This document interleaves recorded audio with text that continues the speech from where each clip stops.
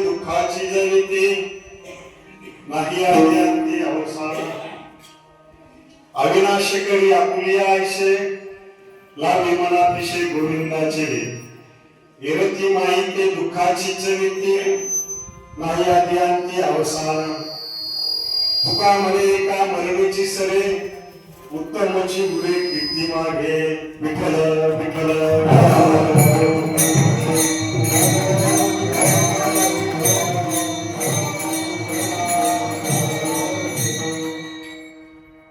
संत तुकाराम महाराजांचा हा 4 चरणांचा अभंग आपल्या सेवेसाठी निवडलेला आहे.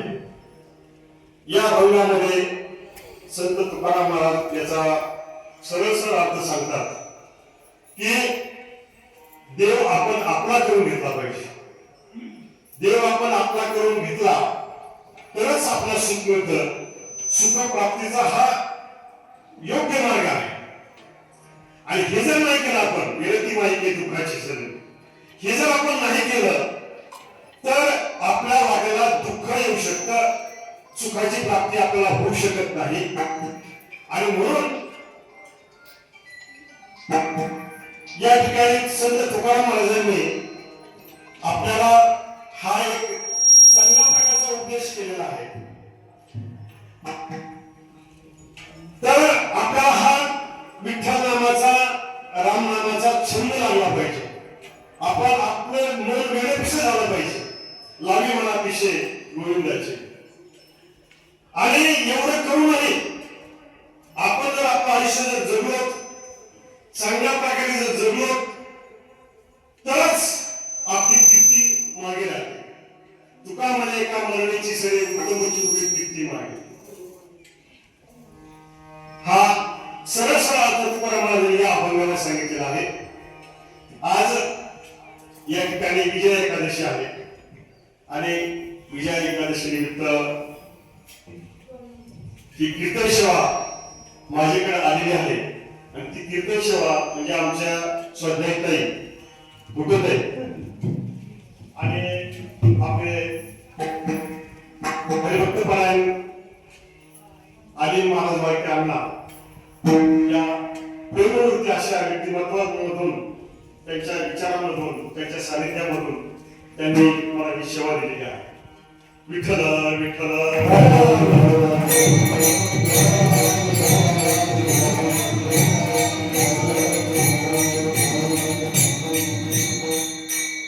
या एकादशीच्या निमित्ताने या कीर्तनाच्या निमित्ताने सर्व जमलेले आमचे कार्यक्रमी बंधू देवडे भाऊ त्याचप्रमाणे मोरे महाराज कुलते महाराज विक्रम महाराज आणि आपला ताई नागरिकताई आणि आपण सर्व बंधू भगिनी त्याचप्रमाणे आमचे हार्मोनियम वादक जिवडे महाराज त्याचप्रमाणे ओंकार महाराज उर्दू वादक ओंकार महाराज ओंकार शब्द आहे आणि तो शुभ आहे. तर ही सर्वजण जमलेली आमच्या मतकर महाराजांच्या या संस्थेमध्ये सर्व कार्यकारी मंडळी प्रशिक्षणार्थी या आपल्या सर्वांना या ठिकाणी अगदी मनपूर्वक नमस्कार करतो. तर विजय विनेकर महाराज आमचे डोळे गुरुजी विसरलो विनेकर महाराज असं विसरतो कधी कधी जवळजवळचे सोडतो लग्न जर आपण पत्रिका दिली आपल्या जवळजवळचे छोटे एखाद्या मित्राला विसरतो किंवा शेजारी विसरतो असं झालंय. आमचे गुरुवारी आहेत ते हा आमचे गुरु आहेत आणि त्यांचे चिरंजीव सुद्धा आमचे चांगले मित्र आहेत धोरे सर. तर या ठिकाणी ही आजची विजया एकादशी आहे. भगवान कृष्णाने युधिष्ठिरांना सांगितलं की ही जो एकादशी धरेल त्याला जीवनामध्ये विजय प्राप्त होईल. त्याला त्याचे सुख दुःख त्याचे दुःख नीट होतील. शरीरातले जे आजार जे आहेत शरीराला त्रास देणारे जे घटक जे आहेत ते घटक नष्ट होतील आणि म्हणून ही विजया एकादशी जो धरतो त्याच्या जीवनातले संपूर्ण दुःख हे नष्ट झाल्याशिवाय राहत नाही असं भगवान श्रीकृष्णाने सुद्धा सांगितलेलं आहे. विठ्ठल विठ्ठल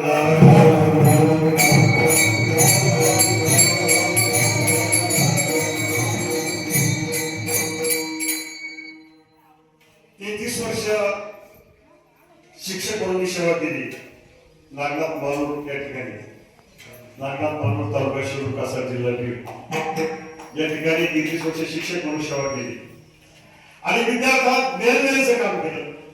विद्यार्थ्याला ज्ञान देण्याचं काम प्रामाणिकपणे केलं. मला जसं समाधान वाटलं त्या पद्धतीने मी विद्यार्थ्यांना शिकवायचा प्रयत्न केला. मी विद्याविषयी शिकवला विद्यार्थ्यांना आणि आपण आतापर्यंत विद्यार्थ्यांना शिकवलं तर आपण समाजाला काय देऊ शकतो का? आपल्याला जे ज्ञान मिळालेलं आहे हे ज्ञान आपण समाजाला देऊन हा आनंद हा शेअर करून हा आनंद वाटून आपण स्वतः आनंद घेण्यासाठी हा जो रस आहे हा रस मी समाजामध्ये वाटण्याचा प्रयत्न माझा चालू आहे.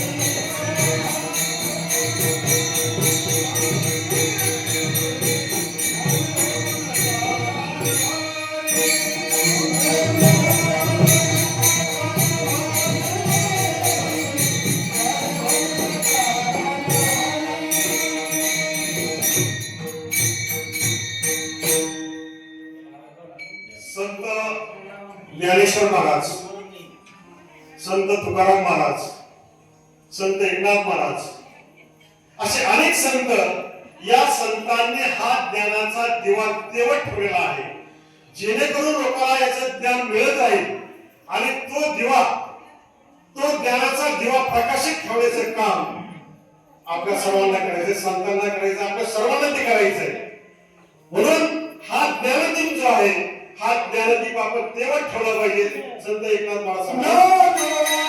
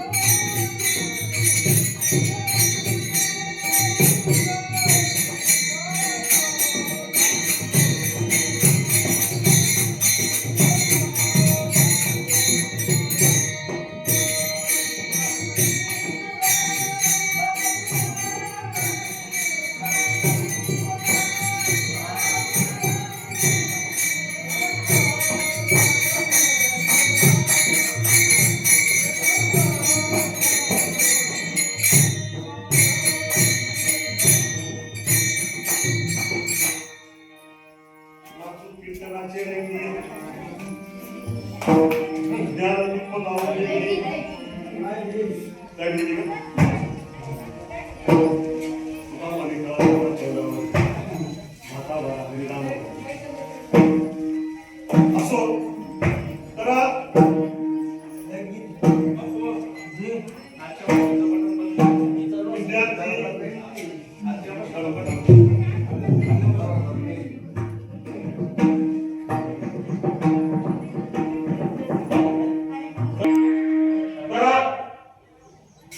एकादश चिंता धरायची तर देवाच्या सानिध्यामध्ये राहायचं. एकादश एकांत देवाच्या सहवासामध्ये राहणे म्हणजे हा एक प्रकारचा उपवास आहे. उपवास वास देवाच्या सानिध्यामध्ये राहणं, त्याच्या जवळ राहणं, उप म्हणजे जवळ, त्याच्या जवळ राहणं म्हणजे हा उपवास करणं असं त्याचा. आणि ही एकादश अतिशय पवित्र अशी आहे. आणि एकादश धरल्याने काय होतं तर आमच्या एका पारदर्शक आठवड्यांच्या गीतेमध्ये म्हटलेलं आहे, एकादशी व्रत अतिशय पावन, एकादशी व्रत अतिशय पावन, नित्यवती गुणवान भक्तीचा उगमतीच्या हृदयात, भक्तीचा उगमतीच्या हृदयात. कारण या एकादशी मधून भक्तीचा उगम आहे. भक्तीचा उगम असल्यामुळे ते आपण एखाद्या धर्मीमध्ये असं त्याचा संत तुकाराम महाराज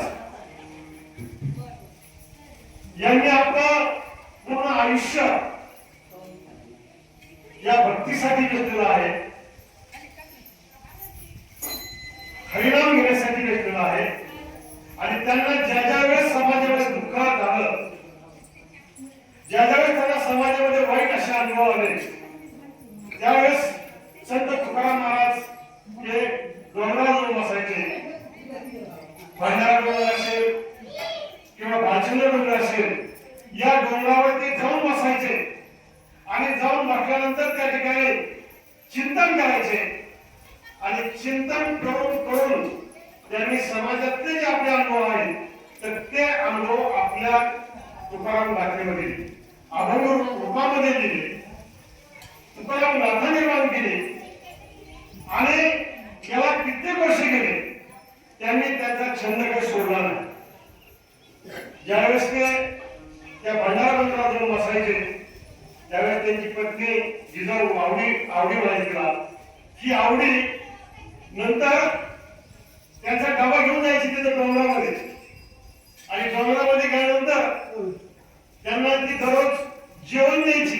त्यांना जेवण दिल्याशिवाय ती जेवत नसायची.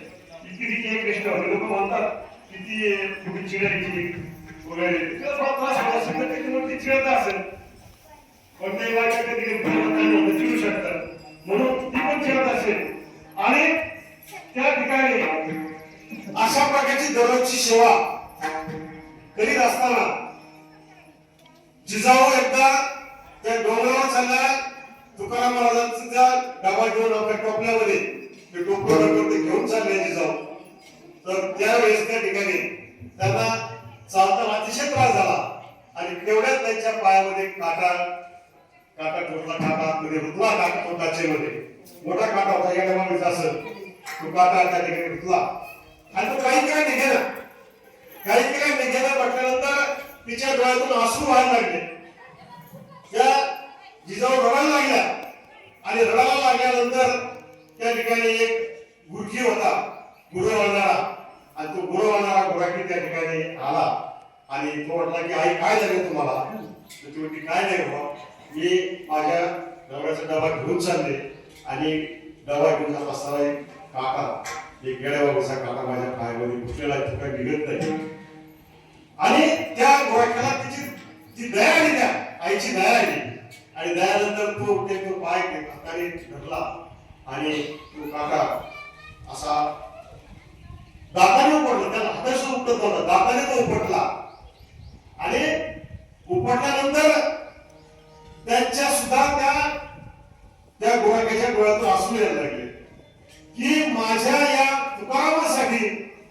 याची पत्नी सुद्धा किती प्रकारचा त्रास घेते. तो त्रास त्या विठ्ठलाला सुद्धा सहन झाला आणि त्यांनी ताबडतोब ते जिजाऊने विचारलं तुम्ही कोण आहात? तो मला मी विठू आहे. विठू आहे तो काळा विठू आहे. आत्याच्या नावानेच माझा नवरा हा घरी येत नाही. तो त्या ठिकाणी दिवस दिवस बसतो आणि म्हणून ते विठूने आपलं स्वतःचं रूप दाखवलं आणि रूप दाखवल्यानंतर मग ती आश्चर्यचकित झाली आणि तिला त्यावेळेस वाटलं खरंच माझ्या नवऱ्याची सेवा ही अतिशय उत्तम आहे आणि देवच माझ्या भेटीला आलेला आहे. नंतर ती डबा घेऊन गेली, तुकारामासमोर बसली आणि घडलेला प्रसंग सांगितला की असा विठू नावाचा एक गुराखी आला आणि त्या गुराख्याने माझ्या पायाला काटा काढला. हाताने निघत होता, दाताने उचकून ते तो काटा काढला. रक्त आलं, भरभरा रक्त आलं. तुकाराम महाराजांच्या डोळ्यासमोर लगेच विठ्ठलाची मूर्ती उभा राहिली. विठ्ठल उभा राहिली, पांडुरंग उभा राहिला डोळ्यासमोर आणि म्हटले की माझ्या पांडुरंगाला किती त्रास सहन करावा लागतो आपल्या भक्तांसाठी की एका गुराख्याच्या रूपामध्ये जाऊन त्या या माझ्या पत्नीच्या पायाला काटा त्यांना करावा लागला, किती त्रास त्यांना सहन करावा लागला. आणि म्हणून देवाला सुद्धा अशा भक्ताची कीव येते. देव आपला करून घ्यायचा म्हणजे काय करायचं नेमकं? देव आपला करायचा म्हणजे की देवाच्या म्हणण्याप्रमाणे आपल्याला वागावं लागतं. देवापुढे जाऊन बसलो आपण आणि त्या ठिकाणी आपण चिंतन केलं किंवा नामस्मरण केलं म्हणजे आपण देवासाठी वागलो असं नाही. देवाला काय आवडतं? देवाला कृती भक्ती आवडते. तुम्ही तुमचं काम करा, शेतामधलं काम करा, घरचं काम करा, काम करून मग तुम्ही देवाची पूजा करा, देवाचं नाव घ्या.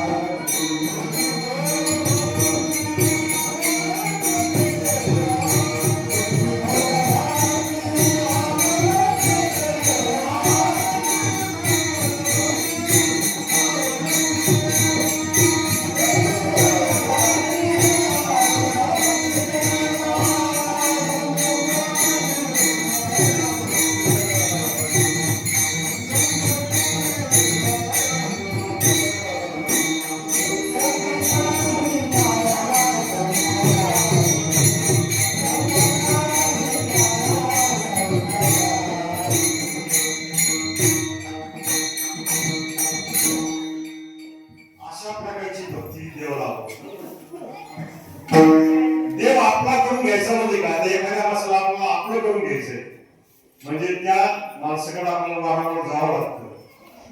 तिथे गेल्यानंतर त्याच्या स्वभावाप्रमाणे आपल्याला काम करावं लागतं. अचानक जर उपयोग नाही. आता एक पाहुणे आमच्याकडे आले आणि कधी आता मोकळे द्यायचे, कधी खायला नाही काय नाही मोकळे द्यायचे आणि एकदा आले तर मग सफरचंद आणले, खवा आणला आणि म्हणजे काय चालेल तुमचं काय नाही असं तसं बराच वेळ गप्पा मारले आणि मी कधी खवा आणला माणूस आधी खवा आणलं फळांनी काय वगैरे तर मग मला तुमचा मुलगा पुढे लागलाय सर्विस लागला बघायला कुठं आहे म्हणजे IT कंपनीमध्ये आहे आणि मग एक सोनी पुढे लागला. माझ्या बिवडीची मुलगी आहे आणि बिवडीची मुलगी तुम्ही करताल का म्हणजे काय शिक्षण ती DA झाली होती. मी म्हणलं मग तिथे DA झालंय ना मग नको बाबा मग इंजिनियर आहे त्याला आम्हाला इंजिनिअरिंग करायची आणि मग माझ्या लक्षामध्ये आलं की याचा जो पाहुणचार आहे याचे जे आणलंय हे कशासाठी आणलंय हे माझ्या लक्षात अशी भक्ती जी असं दिसलं देवाला काय लागत नाही. देवाला फक्त आपला भाव लागतो. देवाला तुम्ही हे जे कृत्रिमतेने जे करतो आपण ती कृत्रिमता देवाला लागत नाही. मग त्या देवाला आपलं करायचं आपल्याला म्हणजे आपण त्याच्या म्हणण्याप्रमाणे वागणं म्हणजे काय करायचं तर देवाला काय आवडतं? खरं बोलणं आवडतं. देवाला खरं बोलणं आवडतं. देवाला चांगला व्यवहार आवडतो.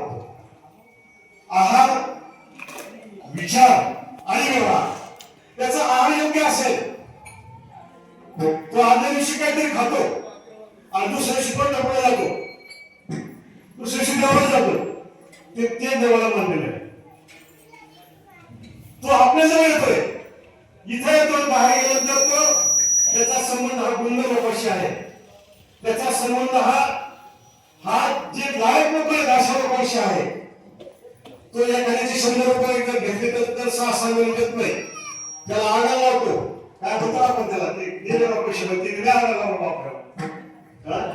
काय करायचं असं व्यवहार नको आपल्याला. तर व्यवहार कसा पाहिजे की चोख व्यवहार पाहिजे. तो किती गरिबीतला असला माणूस, कितीही गरिबीतला असो, तो चक्की भाकर का खायला, पण त्याचा व्यवहार योग्य पाहिजे. उत्तम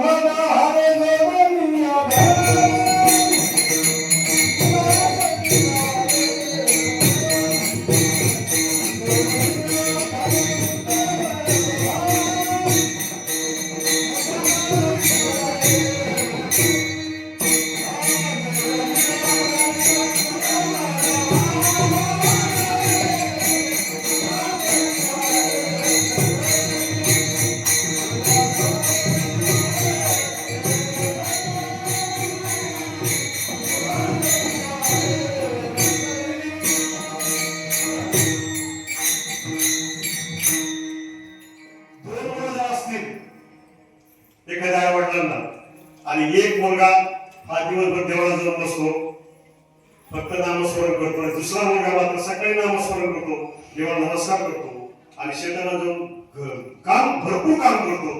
संध्याकाळी गायचं दूध काढतो, दुसऱ्याची डेअरीला नेऊन विकतो वाले महाराज, आणि दुसऱ्याची डेअरीला नेऊन विकतो दूध.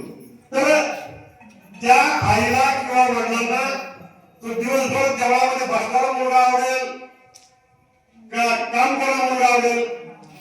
काम करणारा मुलगा. कारण त्याची कर्मभक्ती जी आहे ती कर्मभक्ती श्रेष्ठ पाहिजे. आपण देवाची प्रार्थना जरूर केली पाहिजे, देवाला आपण दररोज नमस्कार केला पाहिजे, परंतु किती वेळ दर्शनाचं म्हटलेलं आहे, देवाची येद्वारी उभा क्षण भारी.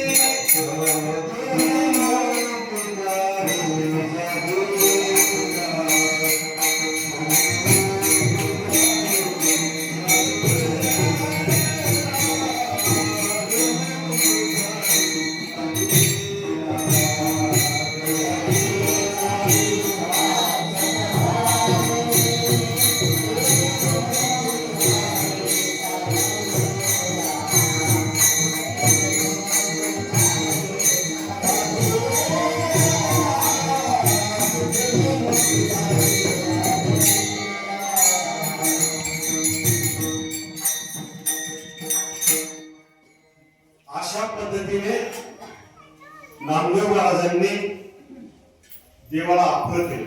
कसं आपलं केलं की मनापासून त्याची पूजा केली, मनापासून भक्ती केली. आईने सांगितलं की तू नैवेद्य घेऊन जा. वडील गावाला गेले, वडील गावाला गेल्यानंतर आईने सांगितलं की नामदेव लहान होता की तू हा नैवेद्य देवाला घेऊन जा. आता त्याला काय माहिती, नामदेव महाराजांना काय माहिती की हा नैवेद्य देव खातो की नाही खातो. नामदेव वाटलं की हा नैवेद्य देव खातोच, दररोज खातो. रिकामं ताट घ्यायचं, पण ते तिथं ठेवलं असायचं नैवेद्य आणि ते रिकामं ताट तेवढी घेऊन यायची. परंतु आईने सांगितलं की तू आज नैवेद्य दाखव देवाला, घेऊन जा. आणि नामदेव महाराज तो नैवेद्य घेऊन गेले, पांडुरंगा पुढे तो ठेवला आणि पांडुरंगा सांगितलं की हा नैवेद्य आणला तू खा. पांडुरंग कुठेच खात नव्हते, ते म्हणले नाही हो, म्हणजे मला खात नाही.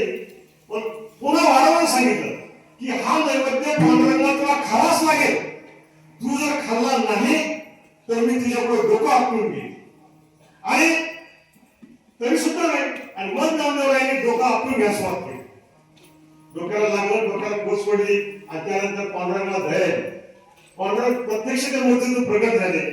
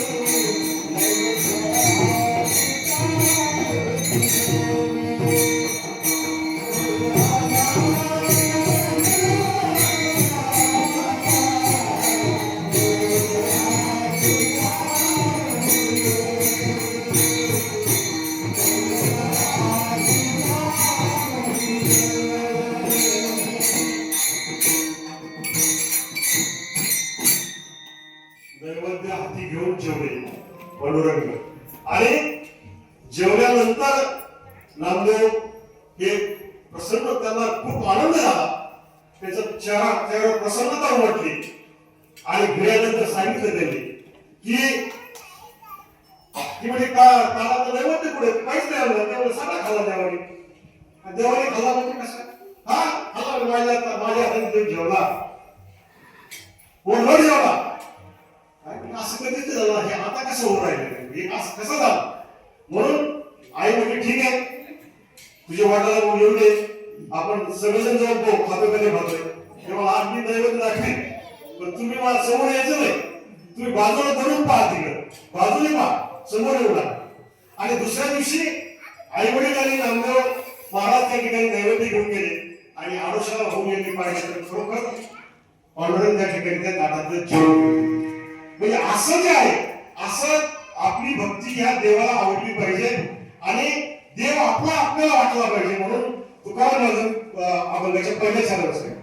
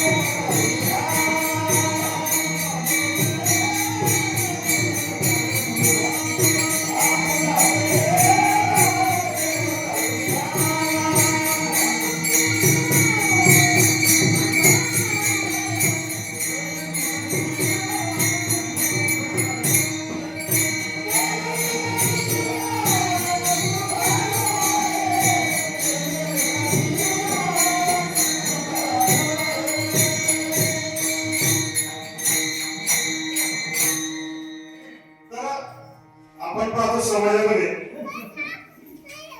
पहिल्या काळातही रावण राक्षस होते,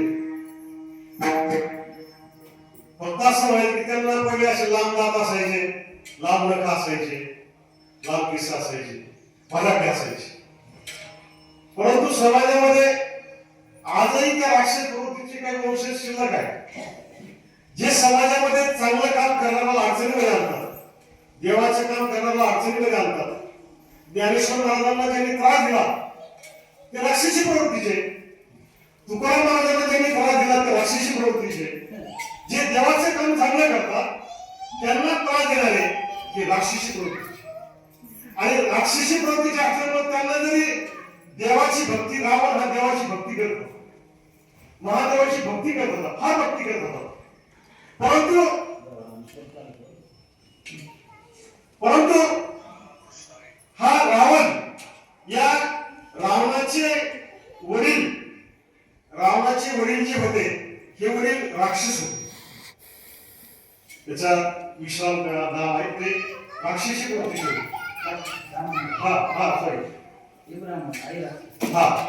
वडील ब्राह्मण असे, वडील ब्राह्मणाची आई केक्सा जी आई होती ती केक्सा मात्र राक्षसी होती. आणि असा हा संघ चांगला वाईटचा संघ झाला तर तो काय चांगला होत नाही. एक तर चांगला पाहिजे आणि वाईट असा तर तो वाईटच होणार आहे. म्हणून या ठिकाणी हा राक्षसी प्रवृत्तीचा रावण जन्मला. आणि या रावणाने काय केलं, मग या रावणाने लोकांना त्रास देण्यास सुरुवात केली, देवाला त्रास देण्यास सुरुवात केली आणि रामाला त्रास देण्यास सुरुवात केली. रामाची सीता त्यांनी पळून आणण्यासाठी अनेक प्रकारचे उपक्रम ते राबवले, अनेक प्रकारचे रूप त्याने घेतले. मारीची राक्षसाला त्यांनी पाठवलं आणि त्या सीतेचं अपहरण केलं, सीतेचं हरण केलं, सीतेला घेऊन आले. त्या लंकेला अशुपणामध्ये सीतेला ठेवलं आणि सीतेला ठेवल्यानंतर सीता सुद्धा इतकी पवित्र होती व आपण म्हणतो पतिव्रता होती. तर ती त्या ठिकाणी एका त्या अशोकाला एका झाडावर बसली. झाडावर बसल्यानंतर त्या ठिकाणी रामाचं जागर त्याने केला. रामाचं नाव सारखं घेतलं, श्रीराम श्रीराम श्रीराम असं तिचं सारखं नाव स्मरण चालू होतं.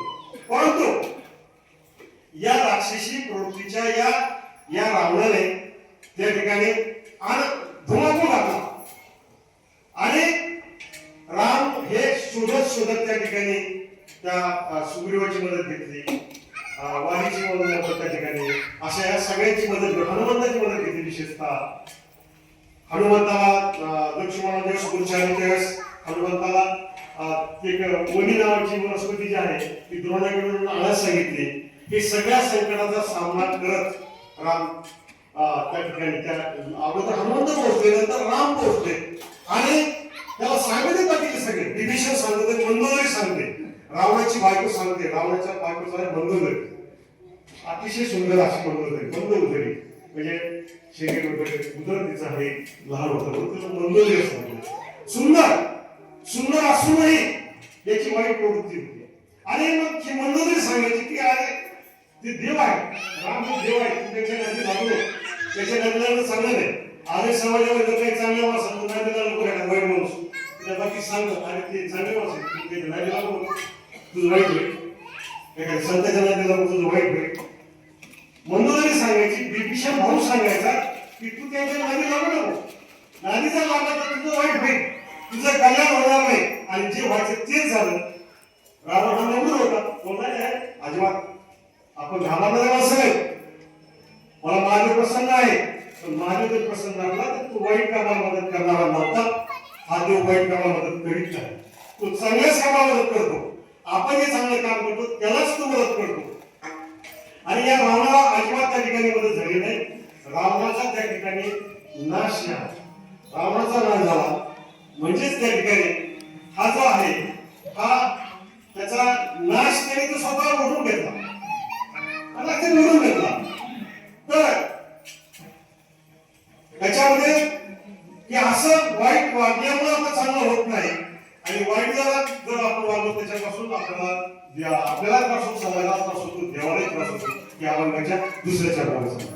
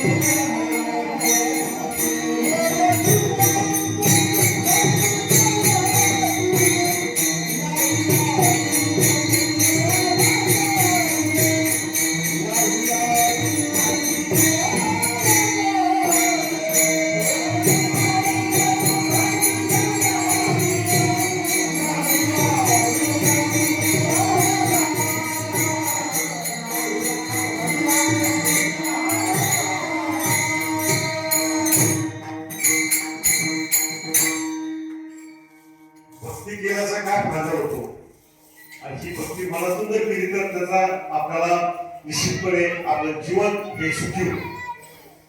आपण पाहतो की महिला संतांमध्ये संत मीराबाई संत मीराबाई या राजस्थान मधल्या मेवाड प्रांतातल्या आणि संत मीराबाई या संत वगैरे कवित्री होत्या मोठ्या. त्याचं व्यक्तिमत्व फार मोठं होतं. तर या मीराबाई लहानपणी जगत असताना त्या मंदिरामध्ये जायच्या. विठ्ठल रुक्मिणीच्या मंदिरामध्ये जायचं, दररोज जायचं, दर्शन घ्यायचं.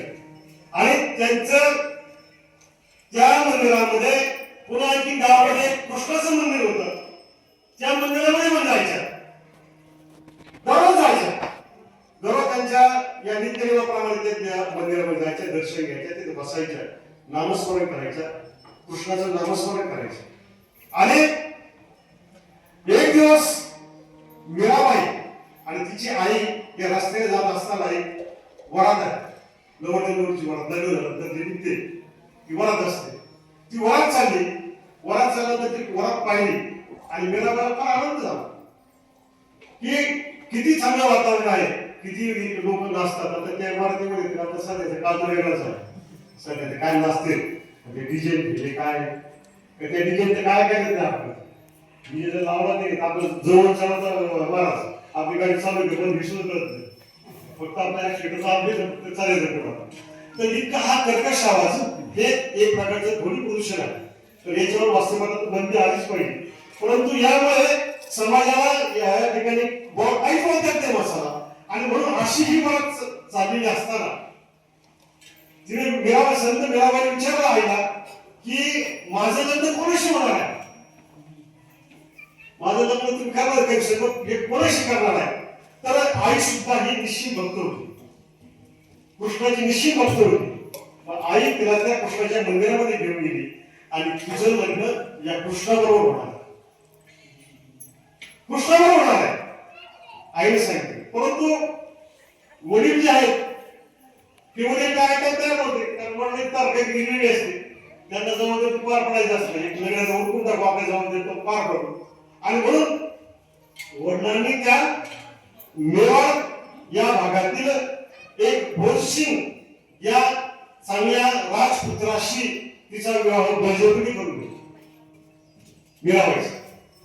आणि मीराबाईचं मन तर संसार रमत नव्हतं, तिचं मन राहणार संसारामध्ये. तिला वाटायचं की आपलं ऐकतं म्हणजे कृष्ण बरोबर तिचं कृष्ण प्रतिमान, कृष्ण प्रतिमान.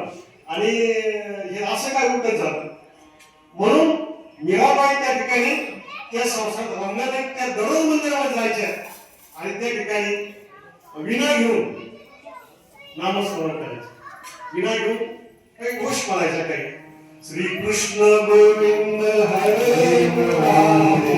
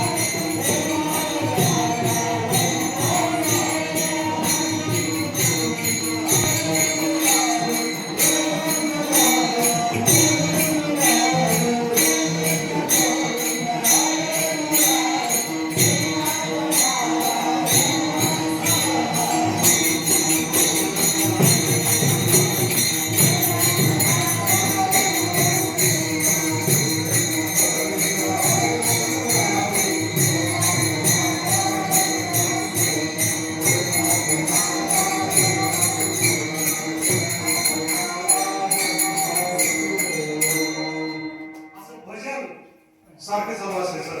त्या मंदिरामध्ये एका कोपऱ्याला मीराबाई उभा राहायची आणि मीराबाईचा पेहराव हा पांढरी शुभ्र साडी आणि दिसायला अतिशय सुंदर. उभारल्यानंतर त्या ठिकाणी दर्शन घ्यायला यायचे. आता दर्शन घ्यायला येणारे म्हटल्यानंतर आपण पाहतो पंढरपूरला जर गेलो, उभारीला आळंदीला जर गेलो तर तिथं सगळे भक्त असतात असं नाही, काही हौशी असतात,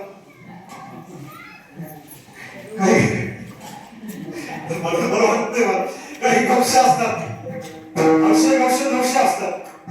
पण त्या मंदिरामध्ये गेल्यानंतर आपली दृष्टी चांगली असावी ना. मंदिरामध्ये गेल्यानंतर आपला भाव चांगला असावा, आपली दृष्टी चांगली असावी. परंतु एक युवक त्या ठिकाणी यायचा, हा तरुण त्या ठिकाणी यायचा, दररोज यायचा आणि तो पाहायचा की ही संत मिळाबाई पांढऱ्या शुभ्र साडीमध्ये एवढी सुंदर स्त्री आणि या ठिकाणी त्या कृष्णाचा भाव करते आणि त्याला तो दररोज यायचा. तिची भक्ती पण त्या लक्ष ते तो तिथं दररोज यायचा आणि तिथं पाहत राहायचा आणि त्याला ही मीराबाई मनातून आवडली. तो म्हटला तर अशी जर आपल्याला जर पत्नी जर मिळाली तर आपलं किती कल्याण होईल. कारण तो स्वप्न पाहत होता, त्याचं स्वप्न हे स्वार्थी होत आणि तो दररोज यायचा पाहायचा. पण एक दिवस ते धडाच केलं. संत मीराबाईंचं म्हटलं की माझी अशी इच्छा आहे, आपण त्याला काय म्हणतो प्रपोज करतो. तो म्हटला की माझी अशी इच्छा आहे की तुम्ही माझ्याशी विवाह करावा. तुम्ही जर माझ्याशी विवाह केला तर मी तुला नागीप्रमाणे ठेवी, अगदी थोडाफार शकतो. तुमचं काय असेल तुम्ही ऐकलं. पण मीराबाईच्या मनात हा विचार नाही, संतांच्या मनामध्ये हा विचार असतो, काही वाईट विचार अजिबात नसतो. तिच्या मनामध्ये हा वाईट विचार अजिबात नव्हता आणि तो तर म्हणतात असं म्हणतोय.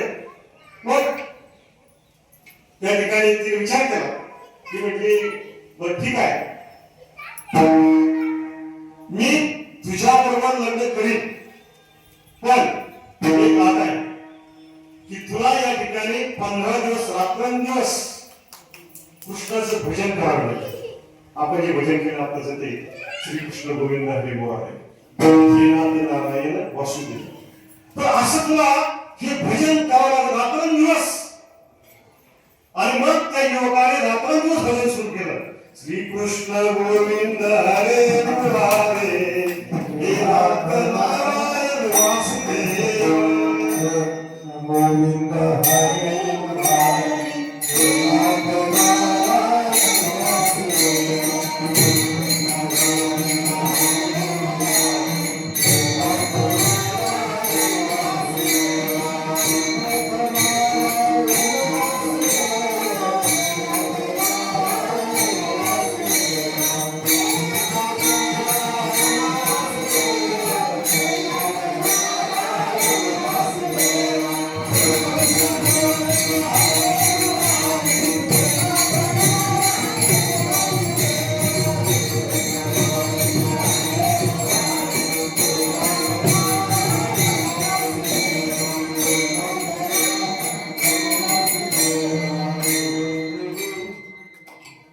आणि म्हणून त्या युवकाला हे भजन करावं लागलं. त्या युवकाला हे वेळ लागलं, त्या युवकाला हे वेळ लागलं आणि तो म्हटला की अजिबात नाही, आता कृष्णमय झालेला आहोत.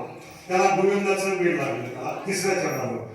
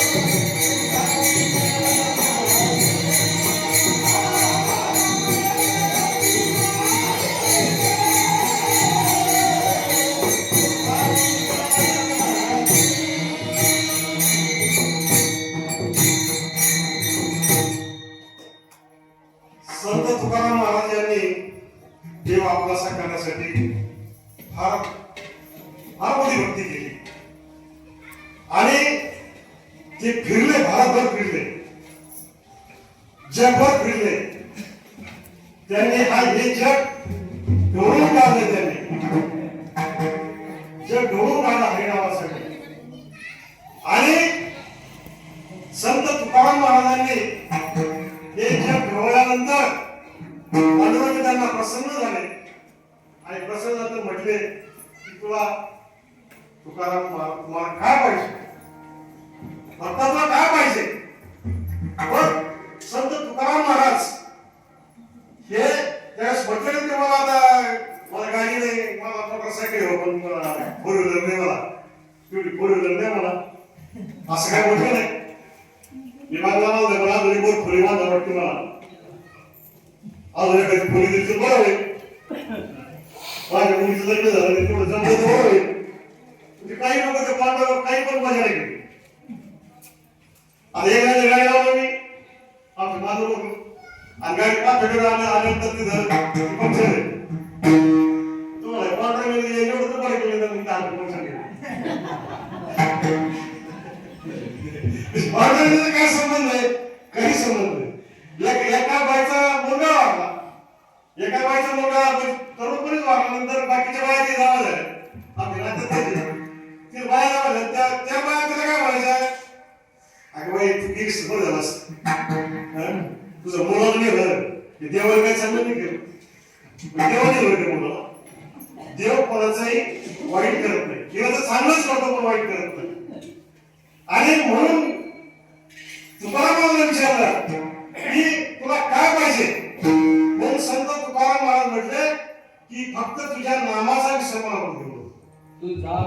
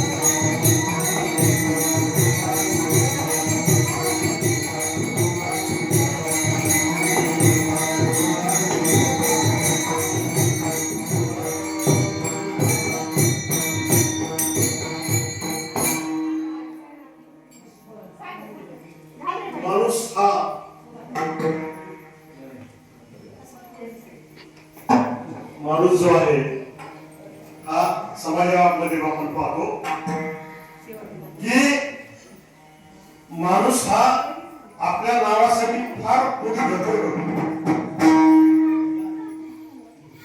एका साधूंना एक युवक भेटला, जवळ बसलेला जायचा. तर तो युवक काय करायचा, त्याला असं वाटायचं की माझं नाव जगात झालं पाहिजे, माझं नाव गावात झालं पाहिजे, तालुक्यात झालं पाहिजे, जिल्ह्यात झालं पाहिजे. म्हणून तो अनेक प्रयत्न करायचा. आपण सध्या पाहतो की बॅनरवर नाव असते, दुर्गा देवीला जाणाऱ्या भक्तांचे हार्दिक अभिनंदन. आपला प्रवास सुखाचा हो. ती कशी कोणाचे फोटो त्याच्यावर असतात मग अशा नावाने आपल्या प्रसिद्धी त्याला हवं होती.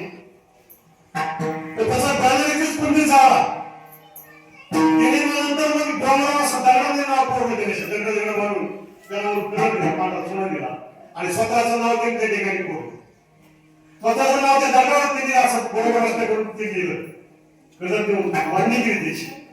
आणि मांडणी केल्यानंतर काही दिवसांनी पाऊस आला, वादळाला पाऊस आला आणि ते नाव पूर्ण पाण्याने वाहून गेलं.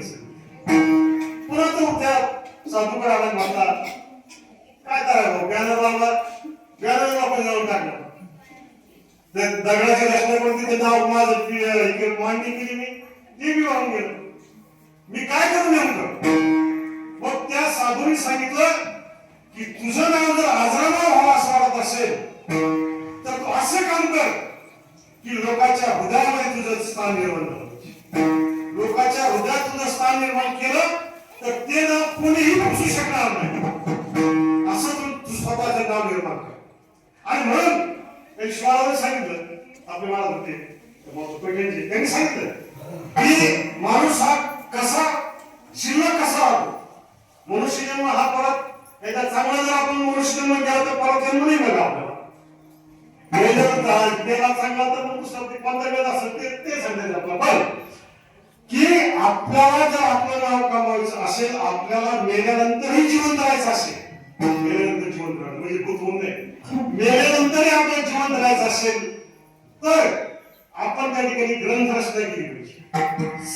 साहित्यातून आपण जिवंत राहू शकतो, साहित्य निर्मिती केली तर आपण जिवंत राहू शकतो, वास्तू वाटली तर आपण जिवंत राहू शकतो, एखादा वृक्ष लावला तर आपण जिवंत राहू शकतो. लोक म्हणतात या काजवळ झाडावर होते या आता चांगले फुलाने त्याला द्राक्ष बागात आजूबाजूला लावलेलं आहे, मोसंबी बागात आजूबाजूला लावलेलं आहे. असंही नाव त्याच्या वृक्षाच्या माध्यमातून निघू शकतं. परंतु ग्रंथ रूपाने जर आपल्याला ते आपण जर ग्रंथ जर लिहिले तर ते आपण आपलं नाव आजरामर राहतं, कधीच आपलं नाव हे मरत नाही. आणि म्हणून संत तुकाराम महाराजांनी तुकाराम माता निर्माण केली, संत ज्ञानेश्वरांनी ज्ञानेश्वरी निर्माण केली, संत एकनाथांनी भागवत गीता निर्माण केली, कबीराने ती ग्रंथ लिहिले संत कबीराने. तर असे अनेक ग्रंथ या संतांनी लिहिले. म्हणून जर आपल्याला मेल्यानंतरही आपली कीर्ती उडावं असं वाटत असेल तर म्हणून तुकाराम महाराज शेवटचे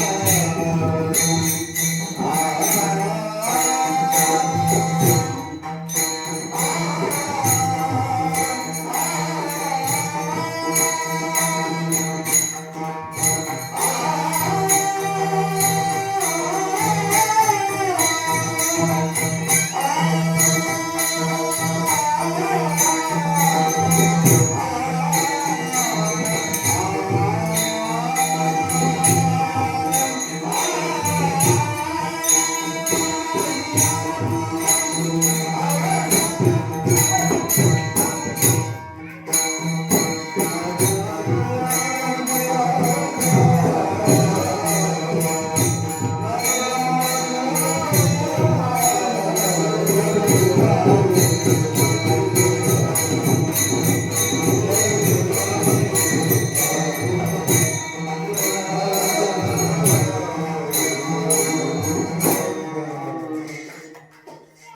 या ठिकाणी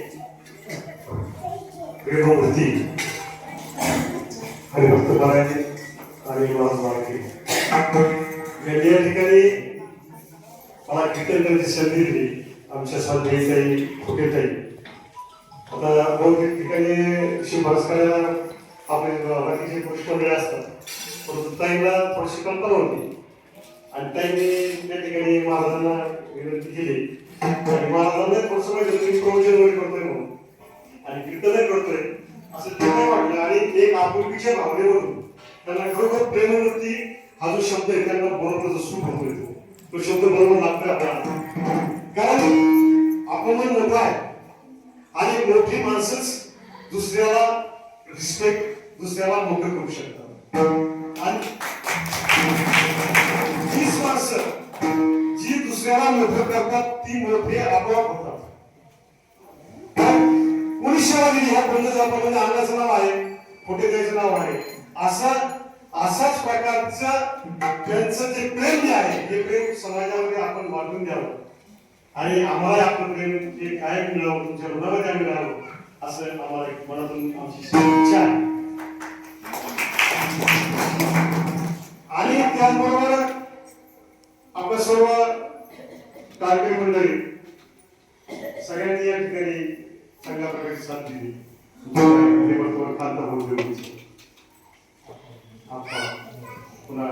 आमचे गुरुबंधू आहेत, वारेसरांचे गुरुबंधू आहेत, शिवाजी महाराजांनी आपण वयाने सारखी जवळ थोडाफार फरक असेल 2-3 वर्षाचा तुम्ही गुरुबंधू म्हणा आणि हे पण म्हटलं मला गुरुबंधू म्हणा आणि म्हणून हे आमचे गुरुबंधू आहेत आणि हे आमचे गुरु आहेत आणि म्हणून अशा या गुरुच्या समवेत गुरुबंधूच्या समवेत या ठिकाणी सेवा करण्याची संधी मला मिळाली. या सगळ्यांनी मला साथ देतात, महाराजही साथ देतात आणि म्हणून आपल्या सर्वांच्या कृपाशीर्वादाने या पुढे सुद्धा कीर्तन सेवा करण्याचा प्रयत्न करीत, आणखी चांगला प्रयत्न करीत. तर काही चुकला असेल माझ्याकडून तर तो माझा बुद्धीचा दोष आहे आणि काही चांगलं असेल ते भगवंताचे विचार आहेत, ते भगवंताचे विचार आपण घेऊन